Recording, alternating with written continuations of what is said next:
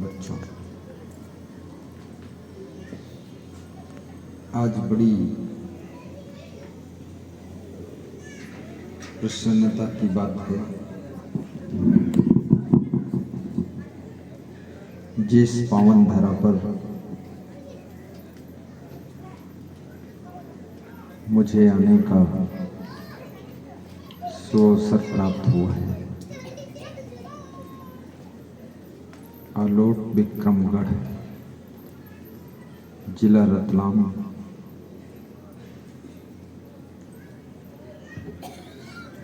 आयोजन यज्ञकर्ता श्री विनोद कुमार माली साहब, जो कि वकील हैं और यहाँ आकर उनकी श्रद्धा और उनके ज्ञान का पता मुझे चला। हर बात में वे कुछ कुछ दोहा बोलते हैं, कोई चौपाई बोलते हैं। एक अच्छे मंच संचालक हैं, बहुत अच्छे। हमारे सभी संत उनकी साखी दोहा सुनकर गदगद हो रहे थे, मुस्कुरा रहे थे और मन में सोच रहे थे ये विनोद मिल जाए तो इसको साधु अपनी टोली में पर विनोद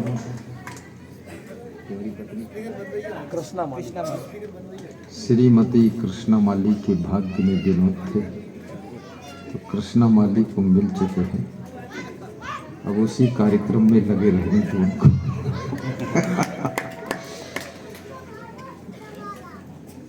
नाम भी बहुत सुंदर है, विनोद। संसार में 3 प्रकार के लोग होते हैं। जो बच्चे हल्ला मचाते हैं उनको एक आदमी इधर कंट्रोल का ध्यान रखो और इधर तुम ध्यान रखो, हल्ला न मचाने दो। एक तो होते हैं विनोदी स्वभाव के लोग, दूसरे विवादी स्वभाव के लोग और तीसरे विवेकी लोग। जो विनोदी होते हैं,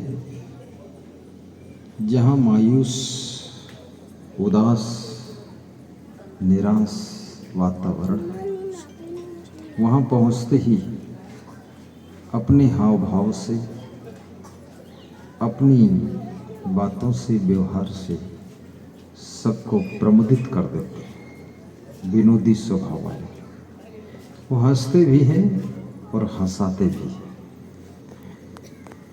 हंसना भी कठिन है और दूसरों को हंसाना उससे ज़्यादा कठिन है, क्योंकि जिनको हंसाना चाहते हो वे न जाने कहाँ कहाँ फंसे हैं, कौन कौन उलझन किसके किसके मन में है, क्या टेंशन है, क्या बकवास है। उनको उस टेंशन से बाहर खींचकर लाने में जब आप सक्षम होंगे तभी वो लोग हंस सकेंगे।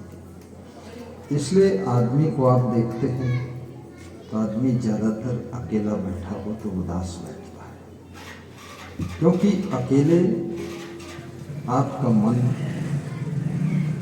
उन चीज़ों को सोचता है जहाँ जहाँ कुछ माइनस पॉइंट है, जहाँ जहाँ तुम असफल हुए हो, जहाँ जहाँ तुम्हारा अपमान हुआ है, दुखी हुए हो, वो सब यादें मन करता है और उनको याद करके मन दुखी हो जाता है, उदास हो जाता है।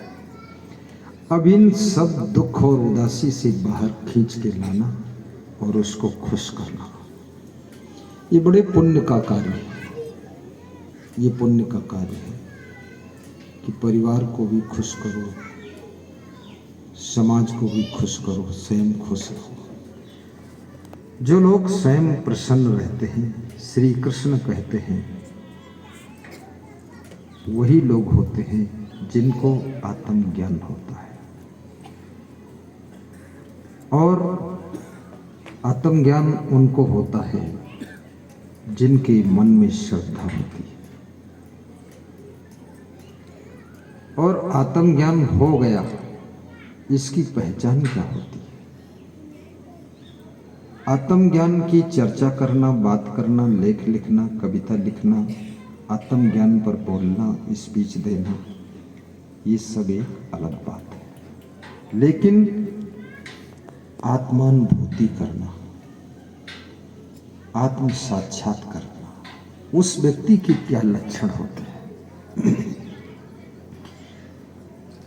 अर्जुन ने श्री कृष्ण भगवान से पूछा है कि प्रभु, सब लोग शांति ढूंढ रहे हैं और जितना शांति ढूंढ रहे हैं उतना ज्यादा अशांत होते जा रहे हैं, ये शांति कैसे मिलेगी? तो श्री कृष्ण उवाच, भगवान बोले, श्रद्धवा लभते ज्ञानम तत्परः संयतेन्द्रिया, ज्ञानम लब्ध्वा पराम शांतिम अचिरेण अधिगच्छति।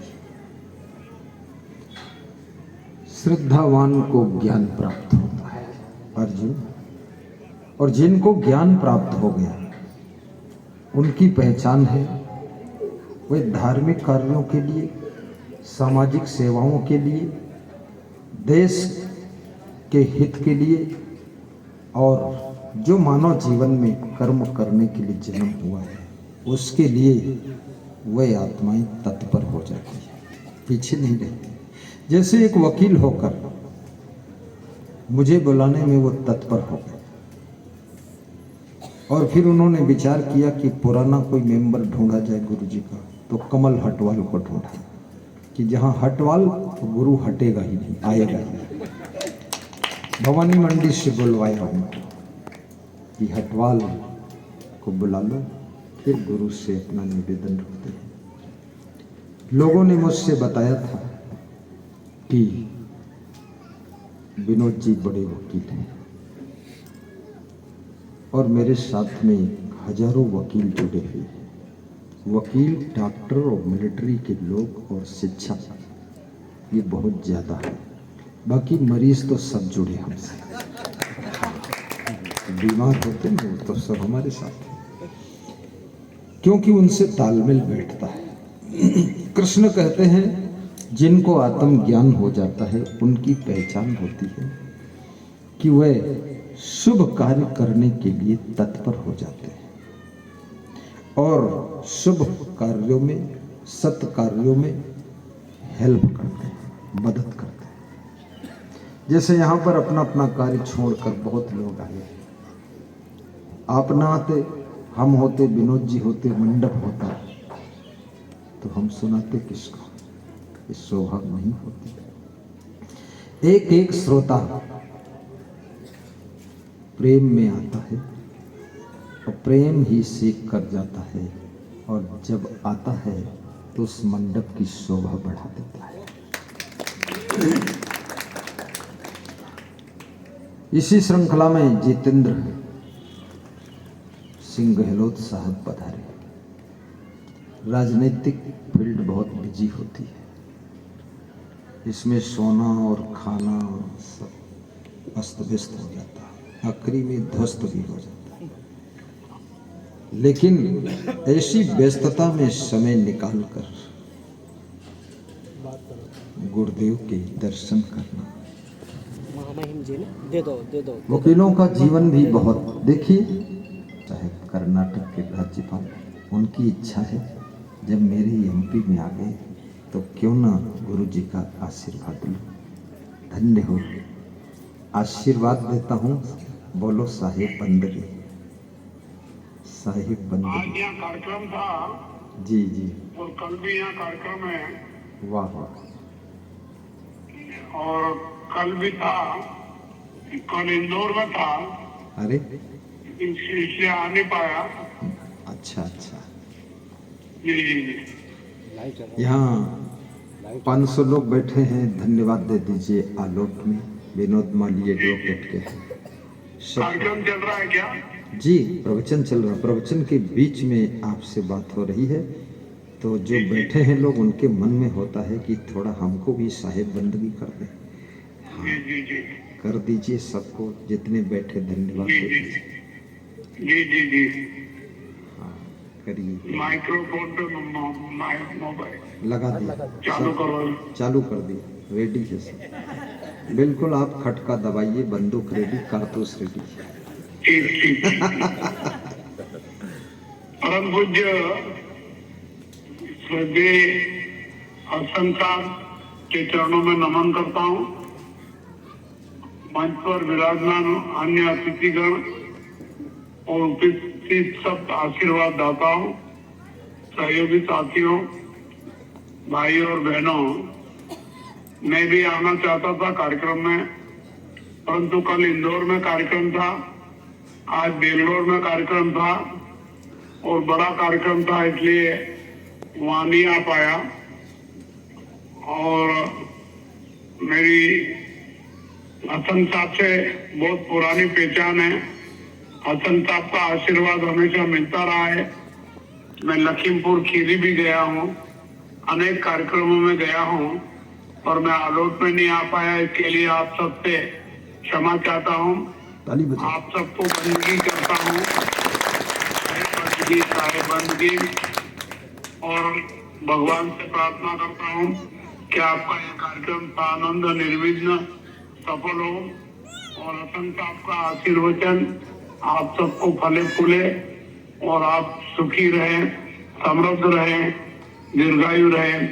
इसी आशा और विश्वास के साथ मैं एक बार फिर से क्षमा याचना करते हुए मेरी बात को यही विराम देता हूँ। धन्यवाद। जय कबीर साहब की। जय हो, जय हो। आज तो आपने गजब का बोला, हम लोग सब गदगद हो गए। बहुत आशीर्वाद। साहिब बंदगी राज्यपाल महोदय को बहुत बहुत धन्यवाद। श्री कृष्ण कहते हैं, जिन लोगों को आत्मज्ञान हो जाता है, साक्षित दशा की अनुभूति हो जाती है, वे लोग संयत इंद्रियां, अपनी इंद्रियों के ऊपर संयम साधने की सामर्थ्य उनमें पैदा हो जाती है। इंद्रियां आपकी हैं, लेकिन ये आपके अनुसार नहीं रहती। ये आपकी इंद्रियां आपको अपने अनुसार खींच ले जाती है।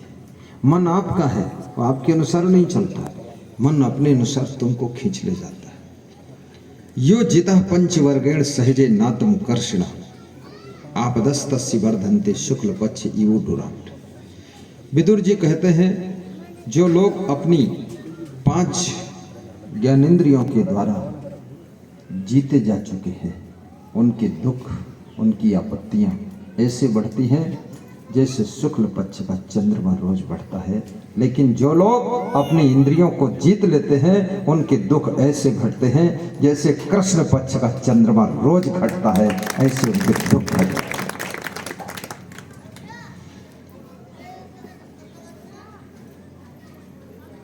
जो इंद्रियों को साध लेता है, वो व्यक्ति धरती पर जहां रहता है वहां स्वर्ग बना देता है।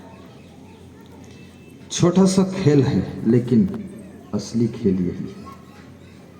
अपने मन के साक्षी बनो, इंद्रियों के साक्षी बनो। बहुत ऊंचाई पर चढ़ना है यदि आपको, तो आप इधर उधर कोई चाहे जो भी बकवास करे, उससे कुछ लेना देना नहीं। आप अपने को संभालिए। हनुमान चालीसा में चौपाई है कि अपन तेज समारो आपे तीनों लोग हाँकते का। पूरी रामायण नहीं पढ़ सकते हो, थोड़ी सी हनुमान चालीसा पढ़ लो, अपने तेज को संभाल लो, अपनी वाणी को संभाल लो, अपनी दृष्टि को संभाल लो, अपनी श्रवण शक्ति को संभाल लो, और अपनी बुद्धि को भी संभाल लो। इतना बुद्धू कोई नहीं है, लेकिन बुद्धि का लोग सदुपयोग नहीं कर पाते। कोई बुद्धि को जुआ खेलने में लगा रखा है, कोई ताश खेलने में लगा रखा, कोई बुद्धि को अनाचार, दुराचार, भ्रष्टाचार, व्यभिचार में लगा रखा है, कोई अपनी बुद्धि को दूसरे का काम बिगाड़ने में लगा रखा है, कोई बुद्धि को ईर्ष्या, द्वेष, निंदा, बुराई में ही लगा रखा है। याद रखना, जब बुद्धि में शुद्धि आएगी तो शुद्धि के साथ तुम्हारे घर में समृद्धि भी आएगी। बुद्धि को संभालिए।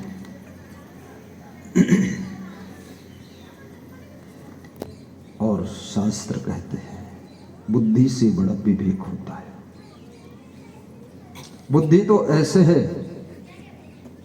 जैसे बुझा हुआ दीपक है, लेकिन बुद्धि में विवेक आ गया तो फिर बुद्धि ऐसे है जैसे जलता हुआ दीपक है। बुझे दीपक में और जलते दीपक में क्या डिफरेंस है? बुझा दीपक उजाला नहीं कर रहा है और किसी भी दीपक को जला भी नहीं सकता है, लेकिन ये जलता हुआ दीपक स्वयं उजाला कर रहा, स्वयं जल रहा है और दूसरे बुझे हुए दुनिया के सभी दीपकों को जलाने की सामर्थ्य रखता है। इसलिए याद रखना, अप दीपो भव। महात्मा बुद्ध कहते हैं अपने स्वयं दीपक बन जाओ ताकि दूसरों के दीपक को भी जला सके। जलते हुए दीपक बन जाओ।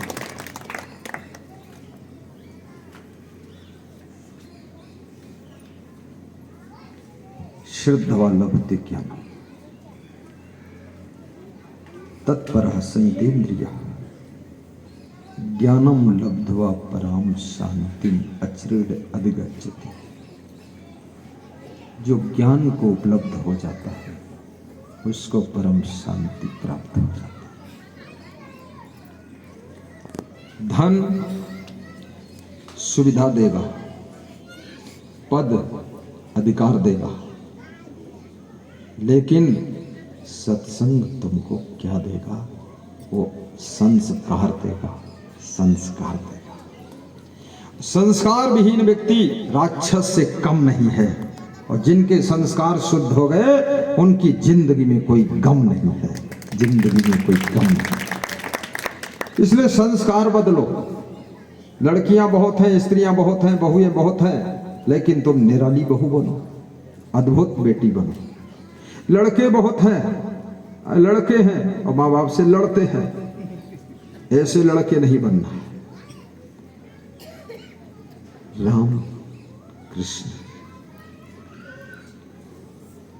ध्रुव और प्रहलाद जैसे भक्त भी, श्रवण कुमार जैसे अपने माता पिता को तीर्थ दर्शन करो। और तीर्थ भी दो प्रकार के होते हैं। एक तो गंगा, जमुना, सरस्वती, हरिद्वार, काशी, प्रयाग, पुष्कर, ये सब तीर्थ। द्वारिका तीर्थ, रामेश्वरम तीर्थ। लेकिन तुलसीदास कहते हैं इससे भी श्रेष्ठ तीर्थ है, वो है सत्संग। आज विनोद वाली जी ने सत्संग रूपी तीर्थ को ला करके अपने माता पिता को और पत्नी को, परिवार को, पड़ोसियों को, यहाँ के निवासियों को, वकीलों को और नेताओं को भी बुलाकर सबको सत्संग तीर्थ में डुबकी लगवा दिया। इसका अर्थ ये नहीं कि उन तीर्थों में मत जाओ, आपकी श्रद्धा है जाइए, लेकिन तुलसीदास कहते हैं मुद मंगल में संत समाजो, जो जग जंगम तीर्थ राजू। बच्चे शोरगुल मचा रहे हैं, किसी के दम नहीं जो मना करे। इधर वाला कमांडो कहाँ है? उधर देखो, ये दो बच्चे भिड़े पड़े हैं फालतू, मना करो। हाँ, वहीं खड़े रहो जहां बच्चा है और उसको लालच दो कि रसगुल्ले मिलेंगे, चुप रहे। हाँ, बाद को कह दो रस तो चला गया, गुल्ला खाओगे। साहिब बंदगी। हाँ, गुरु विदा हो गए, रस गया तो गुल्ला गुल्ला करो, जाके गुल्ली डंडा खेलो। साहिब बंदगी।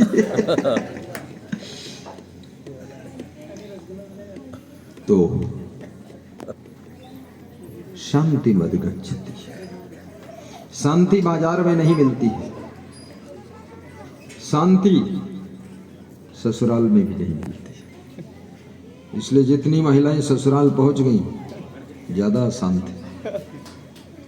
और जब दामाद ससुराल जाता है, अभी तक तो केवल अपने घर की टेंशन थी, ससुराल जाता तो वहां भी टेंशन मिलती। एक बार दामाद बन जाओ फिर दुई पाटन के बीच में साबुत बचाना। तो बता रहे थे ना वकील साहब, तब साकिब बहुत सुनाते हैं, चलती चक्की देख के दिया कबीरा धोए, दुई पाटन के बीच में साबुत बचाना कोई। पाट बहुत है, सास ससुर एक पाट है, उसके पाट में बहू फंस गई वो भी पिस जाती। ससुराल और मायका ये भी दो पाट है, पाटों के बीच में सावधान रहिए। और शांति पाना चाहते हो तो इसका कृष्ण उपाय बता रहे हैं। सत्संग सुनो, सत्संग से आत्मज्ञान होगा, बुद्धि में विवेक जागृत होगा और धीरे धीरे इंद्रियों पर संयम होगा। धार्मिक सामाजिक सेवा कार्यों में तुम व्यस्त हो जाओगे, फिर तुमको शांति मिलना शुरू हो जाएगी। जब तक तुम स्वार्थ के कीचड़ में धसे रहोगे, शांति की कल्पना और सपना भी छोड़ दीजिए। जब स्वार्थ के कीचड़ से बाहर निकलोगे, परमार्थ और धर्मार्थ और सेवार्थ के लिए जिंदगी के कुछ क्षण बिताओगे और जिंदगी का कुछ धन लगाओगे, उसी दिन शांति का दरवाजा खुल जाएगा।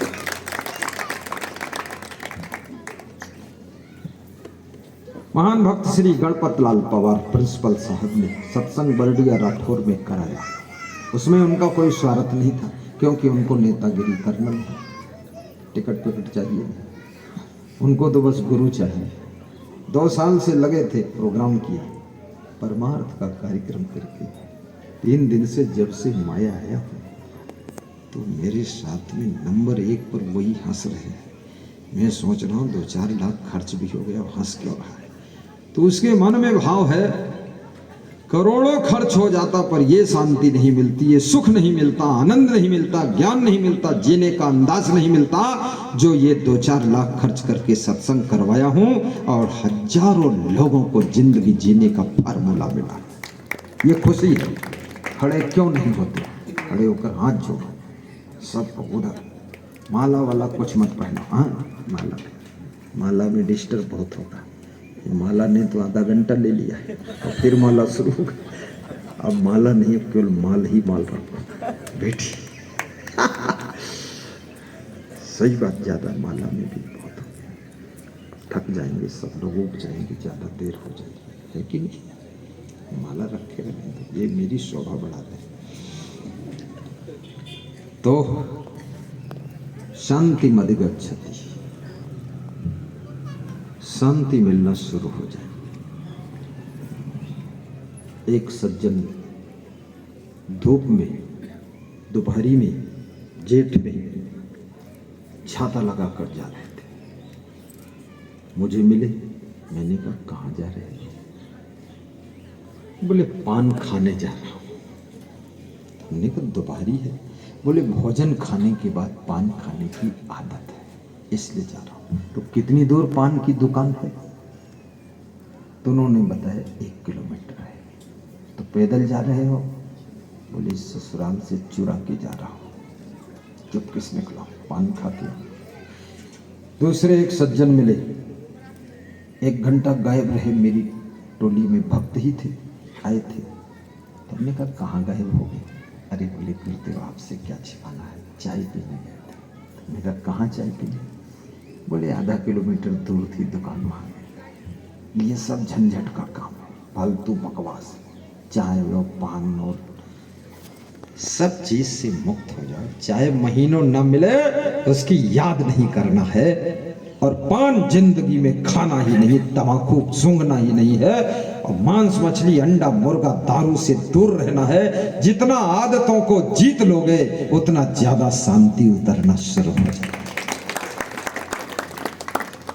आदत जरा सुधार लो, बस हो गया भजन। सबका भजन करने का अलग अलग तरीका है। कोई बोलता है ऐसे आंख बंद करके बैठो, कोई बोलता है ऐसे हाथ जोड़कर बैठो, कोई बोलता है ऐसा ध्यान लगाओ, कोई बोलता उस तरह का ध्यान लगाओ, कोई बोलता माला फेरो, कोई बोलता अंगुली फेरो, कोई बोलता मशीन ही ले आओ उस पर बटन दबाते रहो, और कोई बोलता है ये जपो वो गपो। तो लेकिन मैं बोलता हूं असली भजन। ये कठिन है जो मैं बोलता हूं, बाकी वो सब सरल है। मन की तरंग मार लो, बस हो गया भजन, आदत जरा सुधार लो, बस हो गया भजन। घर घर में कलह क्यों? आदतों के कारण। घर घर में अशांति क्यों? मन की तरंगों के कारण। हर मनुष्य के मन में तरंगे ऐसी उठती है, कबीर कहते हैं मन सायर मनसा लहर। बूढ़े बहुत अच्छे और कहीं कबीर ते बाचे हैं जिनके हृदय विवेक। मन समुद्र है और मन की तरंगे ऐसे हैं जैसे समुद्र में लहरें उठती हैं। हर व्यक्ति के मन रूपी समुद्र में लहर रूपी तरंग उठती है। कभी मन होता है अरे साधु बन जाऊं, इसमें शांति है, झंझट का तो। फिर शाम को देखा किसी लड़की को, अरे शादी कर लो, साधु बनकर फंस जाओगे, ये कहाँ मिलेगी। फिर देखा किसी लड़के को, अरे बोले जाने दो, भगवान बाद को मिल जाएगा, ये लड़के को पहले कंट्रोल करो। ये सब तरंगे।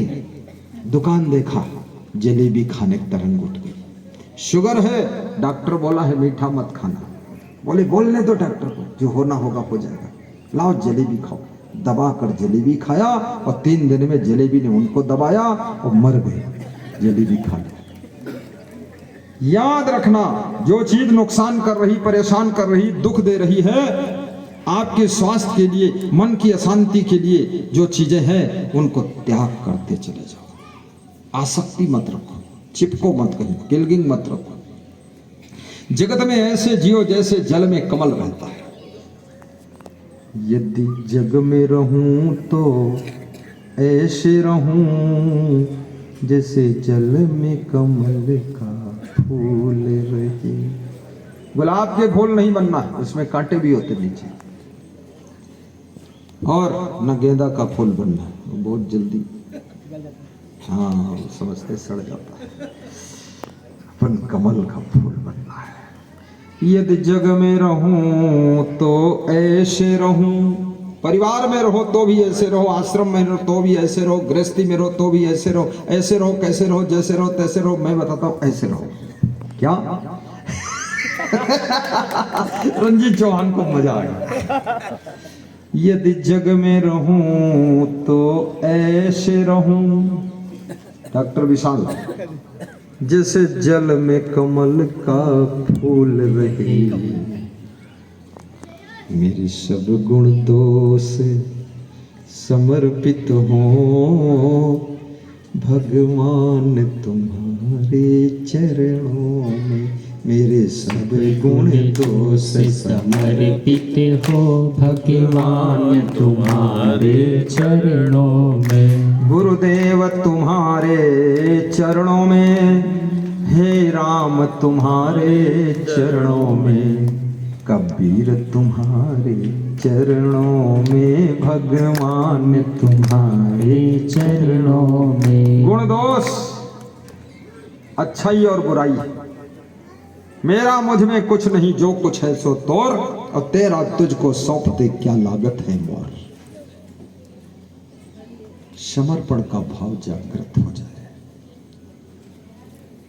परिवार में भी कमल जैसे रहो, बिजनेस के बीच में भी कमल जैसे रहो, सर्विस में भी कमल जैसे रहो। कभी कुछ उतार चढ़ाव हो, दुखी मत होना, विचलित मत होना। दुखेश अनुद्विग्न मनः सुखेश विगत अस्पृहा वीतराग भय क्रोधा स्थित धीमिन उच्यते प्रजहात यदा कामान सर्वान्न पार्थ मनोगतान आत्मन यो आत्मनः तुष्टा स्थित प्रज्ञा तदा उच्यते। श्री कृष्ण कहते हैं जो दुख के आने पर भी दुखी नहीं होता है,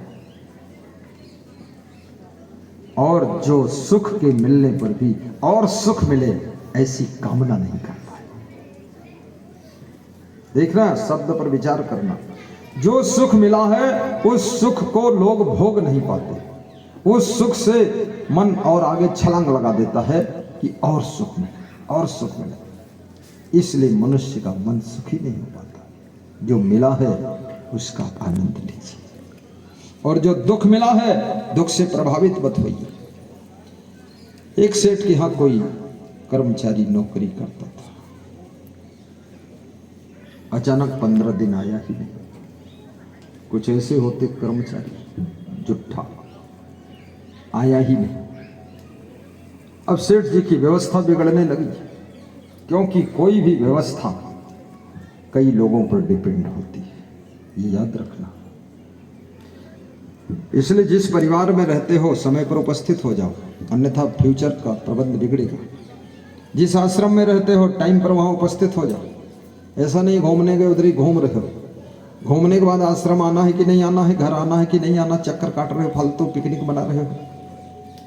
पिकनिक और की जरूरत नहीं है। आपका घर में ऐसे ढंग से रहो कि घर में ही रोज पिकनिक हो जाए। सादा भोजन कर लो, पिकनिक हो गई। पिकनिक में और करते क्या लोग, वहां जाकर के पत्थर में, कूड़ा कबाड़ में, जंगल भंगल में बैठते हैं, वही खिचड़ी बिचड़ी और बाटी साटी खाते हैं। और क्या पिकनिक में, वहां कोई 56 भोग लगाएंगे? तो अपने घर में पिकनिक बना लो, खिचड़ी बना लो, कढ़ी बना लो, बस पिकनिक हो गए।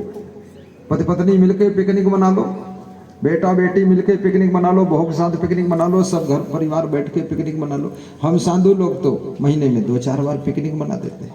पिकनिक क्या है, यहाँ से जा रहे हैं 400 किलोमीटर है, अब कहीं जगह ढूंढ रहे हैं, कहीं बैठे तो नाश्ता करें, तो कहीं जगह मिली खेत पात में, वहाँ बैठ गए, वहीं खा लिए जो खाना था, चना चबेना, पिकनिक हो। और वहाँ पिकनिक में जा रहे हैं कुल्लू मनाली। मनाली कुल्लू जो जाए उससे बड़ा उल्लू कोई नहीं, और क्या काम है, फालतू टाइम पास करते हो। समय की कीमत समझो। उतना समय सत्संग में बैठते, कुछ ज्ञान हो जाता, कुछ समझ बढ़ जाती, कुछ विवेक आ जाता, कुछ क्रोध कम हो जाता, लालच कम हो जाता, अहंकार भी थोड़ा कमजोर हो जाता। वहां उल्लू मनाली में घूम रहे, कुल्लू मनाली घूमना ही नहीं, चक्कर काटना ही नहीं। निरर्थकम विप्रवासम गृहव्या पापई संधि परदारा विमर्शम अस्तैन्यम दंभम मद्यपानम चा ना सेवते यस्य सुखी सते। जो निरर्थक अपना घर छोड़ करके इधर उधर घूमता नहीं है, बिना उद्देश्य के जो घर का त्याग नहीं करता है, वो व्यक्ति कभी दुख नहीं पाता है, उसके जीवन में सफलता और सुख दोनों आते हैं। घड़ी कह रही बंद करो, आधा घंटा हो चुका है, बंद करूं कि 5 मिनट और सुना? 5 मिनट और सुना। अभी वो कहानी तो बच गई ना, विनोदी विवेकी विवादी की। और ये कहानी और शुरू हो गई। वो कौन था, सेठ का कर्मचारी। इनको सबको निपटा देता हूं, नहीं लटका रहेगा मामला पीछे। थोड़ा खुले मन से हंस लो, बाकी तो घर में तो दुखी। और फिर दोबारा फिर बुला लेना। सब वकील मंडल के लोग मिल करके कमंडल वालों को बुलाएंगे। वो एक बोल रहे थे मंडल अध्यक्ष कोई, ये मंडल अध्यक्ष, मैं कमंडल अध्यक्ष। ये कमंडल वाला हूँ, मंडल कमंडल का जोड़ा लग जाएगा, ठीक है। हाँ, करो, ताकत लगाओ। आलोट के 10-50 लोग मिल के एक संकल्प लो। दुनिया का स्वार्थ तो सब करते रहते, अपना अपना मकान दुकान सब बनाते रहते, पकवान बनाते रहते, लेकिन जिंदगी को महान बनाने का प्रोग्राम एक हो जाए। जैसे बरडिया राठौर में हुआ, ऐसे यहाँ पर होना चाहिए। आने जाने के संसाधन अच्छे हैं, रेलवे स्टेशन भी है, बस भी आ सकती है, बहुत अच्छी जगह है आलोट। आलोट में ऐसा सत्संग करूंगा, सबको लोट पोट कर दूंगा। खुश है माताएं बहने? दोबारा आऊं कि ना आऊं? वो माताएं कह रही दिखाई मत देना, दोबारा नहीं, ठीक करूंगा। आऊं? बहुत धीरे बोल रही हूँ, सोचती है आएगा तो फिर नाश्ता हमको बनाना। नहीं, मैं अपने साथ में भोजन बनाने के बर्तन भी लाता हूँ, खुद बनाते हैं हम लोग, और खुद ही बर्तन मांज लेते हैं। केवल आपका दाल चावल लेता हूँ, बस झंझट नहीं करता हूँ। अपने साथ में पंडाल और माइक और वीडियो कैमरे और जनरेटर और सब ट्रक फ्रक सब आता है, बस थोड़ा सा पैसा तुमको देना पड़ता है, बाकी व्यवस्था वो भी सस्ती। अभी बरडिया राठौर में सत्संग हुआ तो ये रमेश खड़े हो, ये सुभाषरा मंडी से उनके बीआई जी हैं। तो ये बीआई जी हमारे पुराने भगत थे, तो इन्होंने सब जोर डाला, तो इनको हमने पैसा जोड़ कर बताया